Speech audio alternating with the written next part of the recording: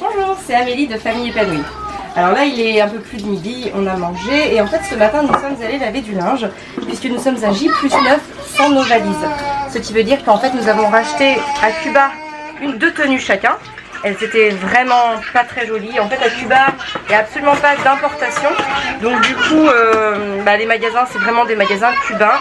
Ça coûtait horriblement cher. Il faut savoir qu'à peu près pour deux tenues chacun, enfin deux tenues aux garçons, une tenue à Fabien, une tenue à Constance et une tenue pour moi, j'en ai eu pour 400 € en comptant une paire de chaussures pour Fabien puisqu'il n'avait pas de chaussures de pluie.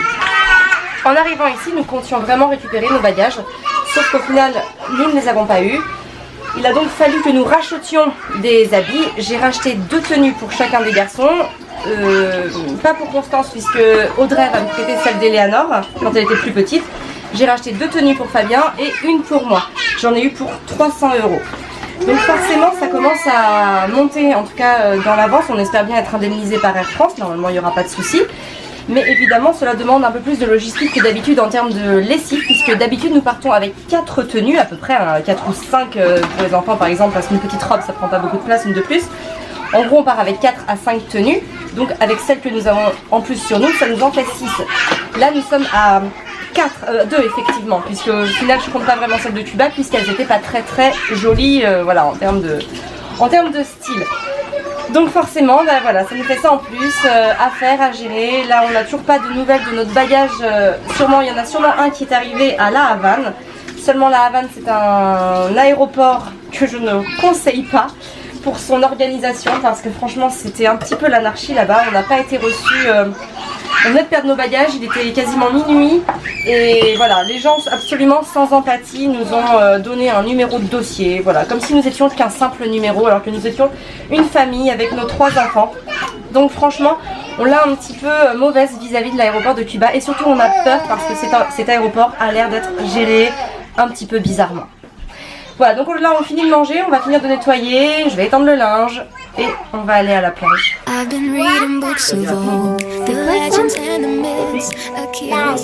Oui, c'est un âne.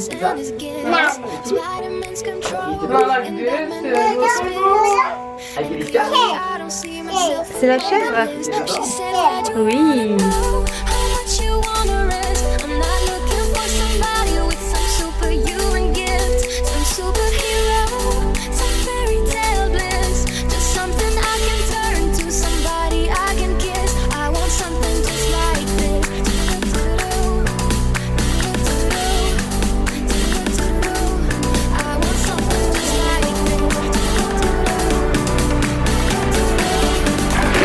Qu'est-ce que tu nous racontes de beau, mon Gaspard? T'es dans la piscine? Oui. C'est bien? Tu as eu de l'eau dans les yeux? Qu'est-ce qu'elle fait, Constance? Oh.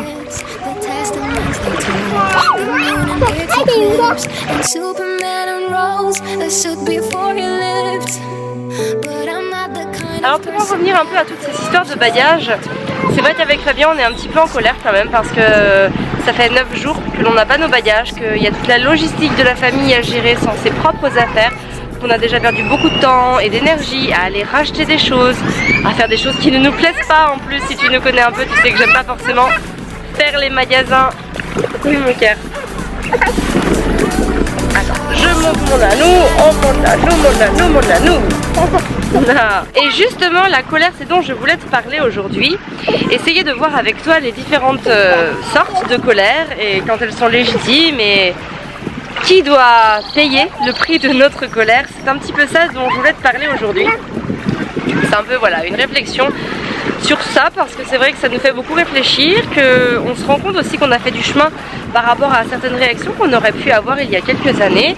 Et puis on se rend compte aussi que ces évolutions elles nous servent, elles servent en tout cas nos intérêts alors que c'est fait très naturellement, mais quelque part il y a vraiment un bien fondé par rapport à ce que l'on veut obtenir. On va dire qu'il y a deux sortes de colère. Il y a la colère saine, celle que l'on est en droit de ressentir parce qu'on sent vraiment une situation d'injustice ou voilà, ou même autre, peu importe, voilà, une colère parce qu'on n'est pas content contre quelque chose. Mais c'est souvent une colère plutôt intériorisée parce que de toute façon, il n'y a pas grand chose à faire. Et puis il y a l'autre colère, celle qu'on arrive un petit peu moins à canaliser. Et pour le coup, on va être... Et pour le coup, cette colère-là, eh bien, on a tendance à la déverser un petit peu sur tout le monde, sur son entourage, ou sur tout simplement les gens qui sont là, par exemple, comme si à Air France, on avait mitraillé cette pauvre hôtesse d'accueil, alors qu'elle n'y était pas pour grand-chose, elle ne faisait que respecter le protocole et respecter les règles. Je vais continuer un petit peu plus tard parce que les enfants ont besoin de moi, on est quand même à la piscine, j'ai un œil sur les 5.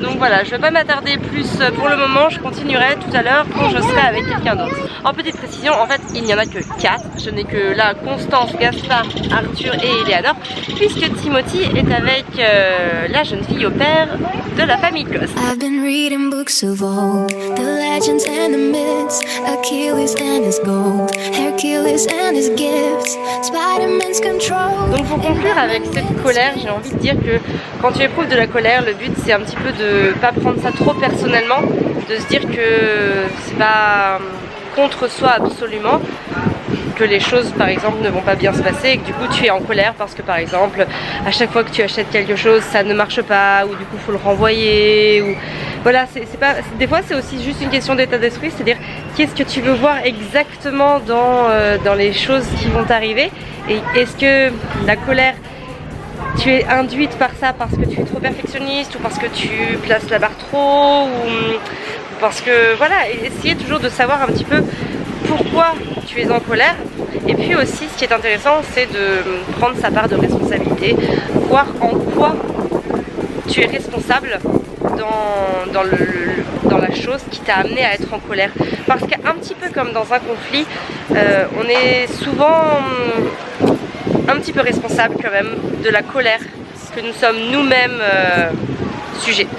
Donc voilà, c'est intéressant en général essayer de faire une petite analyse de la situation pour pouvoir être plus clairvoyant, d'être moins en colère justement et de pouvoir surtout voir la vie sous un meilleur angle, d'un meilleur aspect parce qu'au final il y a beaucoup de choses aussi qui permettent d'être heureux et plus on est heureux et plus on est heureux. En fait c'est un peu un cercle, plus on est heureux, plus notre cerveau voilà, fabrique de l'ocytocine et plus on est heureux, plus le bonheur engendre le bonheur. Je crois que c'est un petit mantra qu'il faut essayer de se garder en tête pour pouvoir être heureux au quotidien et pour pouvoir savourer pleinement tout ce qui nous entoure. De toute façon, la vie est faite comme ça, il y a des aléas, il y a des moments de bonheur intense, il y a des moments beaucoup plus tristes, il y a des moments où on est en colère, il y a des moments où on est joyeux. Voilà, la vie est faite de contrastes, tout est contraste et ça permet aussi de donner du peps à nos vies. Et puis voilà, gardez aussi en mémoire que de toute façon, quoi qu'il arrive, chaque problème a des solutions. Il suffit simplement d'attendre ou en tout cas de persévérer pour les trouver. Et voilà, c'est un beau message d'espoir qu'il faut garder en tête parce que voilà, le ciel finit toujours par s'éclaircir. Sur ce, tu peux bien sûr aimer, liker la vidéo. Comme d'habitude, moi tu sais que liker la vidéo c'est important pour moi parce que ça me permet voilà, d'avoir un retour de ta part sur ce que je fais, sur ce que je raconte et plus il y a de likes et plus j'aime ça. Et en plus ça aide aussi à la vidéo à être visible sur YouTube, ce qui veut dire que si tu trouves ça intéressant et si tu veux qu'elle soit vue par beaucoup de personnes, n'hésite pas à liker, comme ça et bien YouTube pousse un peu la vidéo et ça nous permet voilà, de semer des graines de positivité, de bienveillance et d'empathie beaucoup plus autour de nous et comme ça nous serons de plus en plus nombreux dans ce beau chemin, dans ce chemin sincère et voilà, et où on véhicule de très belles valeurs. Tu peux aussi la partager pour si tu as des gens autour de toi qui ça pourrait intéresser. Bien sûr tu peux t'abonner à la chaîne, comme ça tu reçois toutes les notifications de nos vidéos. Ça te permet d'interagir avec moi le plus rapidement possible parce que je le dis plus très souvent, mais en fait il faut savoir que dès que la vidéo est en ligne, tu peux mettre des commentaires et moi en général je guette les premiers commentaires pour pouvoir y répondre le plus vite possible, alors qu'évidemment si le temps passe je vais moins y répondre parce que d'autres vidéos peuvent aussi être sorties. Voilà, tu peux aussi nous rejoindre sur Insta, sur Facebook, on est présent sur le blog bien entendu, tu peux t'inscrire à notre newsletter, je te mets le lien dans la barre d'infos, tu as juste à cliquer et du coup tu recevras après tous mes mails, enfin c'est-à-dire tous les articles que j'écris sur mon blog. Voilà, sur ce je te souhaite de prendre soin de toi, de passer une très très belle journée, prends soin de toi et de tes enfants.